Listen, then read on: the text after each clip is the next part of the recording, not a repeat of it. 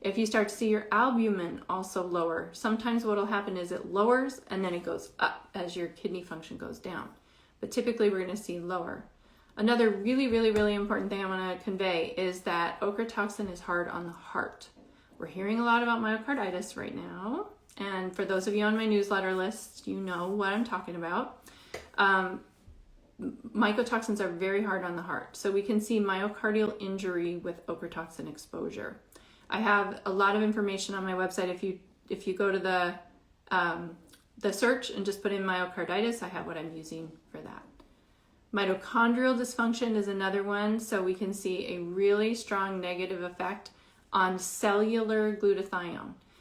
When we're using glutathione, we're not always going for like the liver pathway glutathione. We're trying to boost glutathione in every mitochondria, in every cell in your body, particularly in the head. Brain fog is a big, like, pooped out mitochondria symptom. So I will often use glutathione for ochratoxin because of the mitochondrial injury. It's also genotoxic, can cause birth defects.